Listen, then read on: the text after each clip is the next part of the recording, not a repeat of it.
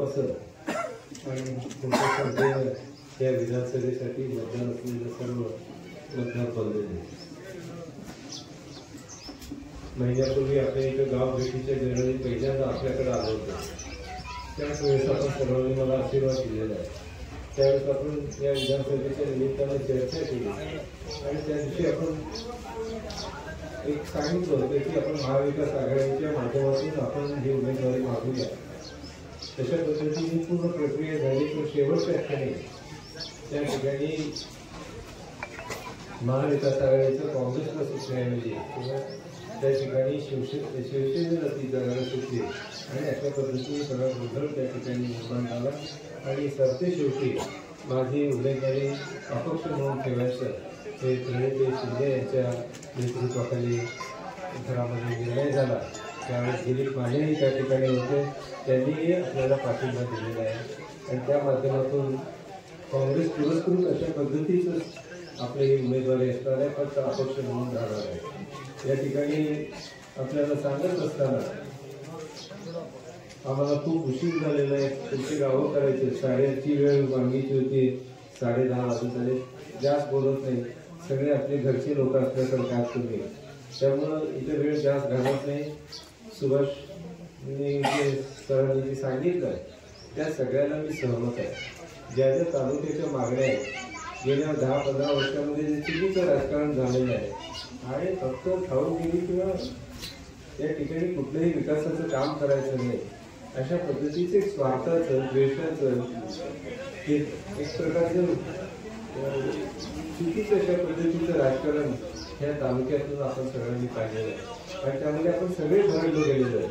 आम्ही गेलो, सर्व नेते मंडळी भरले गेले आणि सर्वसामान्य शेतकरी हाही यामध्ये भरडला गेलेला आहे. आणि म्हणून ह्याला कुठंतरी आपल्याला न्याय मिळवायचा असेल तर आपल्याला काहीतरी धोरणात्मक निर्णय या ठिकाणी घेतला पाहिजे. आज त्या निमित्तानं आपल्या सगळ्यांना घेऊन, सर्व नेते मंडळी घेऊन मी अपक्ष म्हणून त्या ठिकाणी उभारला. या निवडणुकीमध्ये अपक्ष म्हणून मला कम्प्युटरचं चिन्ह त्या ठिकाणी दिलेलं गेलं आहे आणि कम्प्युटरच्या चिन्हावर आपल्याला शिक्का मारून त्याचा प्रसार सगळ्यांच्या घराघरी करून वडीलधारी माता भगिनी सर्व वडीलधारी मंडळींना ते समजावून सांगितलं पाहिजे की यावेळेस काँग्रेस जर प्रणित असल्यामुळं त्या ठिकाणी हाताचं चिन्ह नाही पण कम्प्युटरचं चिन्ह आहे आणि कम्प्युटरच्या चिन्हाला घेऊन आपल्या घरातल्या माणसाला, आपल्या मुलाला, आपल्या भावाला या ठिकाणी निवडून द्यायचं आहे. आणि ते करायचं त्याच्यासाठी तर जे आपल्या जुन्या पिढीतल्या लोकांनी ह्या तालुक्याचं विकासाचं एक स्वप्न पाडलं, जे सुभाष सरांनी आपलं सांगितलं बऱ्यापैकी ते त्या सगळ्या गोष्टी आपल्याला करायच्या आहेत. इथला भाग हा सुजलाम करायचा आहे. इथला भाग आपल्याला हरित क्रांती घडवायचा आहे आणि त्या माध्यमातून सर्वांच्या घरी आर्थिक चांगल्या पद्धतीनं परिस्थिती वाढत 4 पैसे मिळेल अशा पद्धतीची परिस्थिती निर्माण करायची आहे आणि त्यासाठी म्हणून आपण एकत्र येऊया आणि ही निवडणूक आपल्या माध्यमातून मला आशीर्वाद द्या.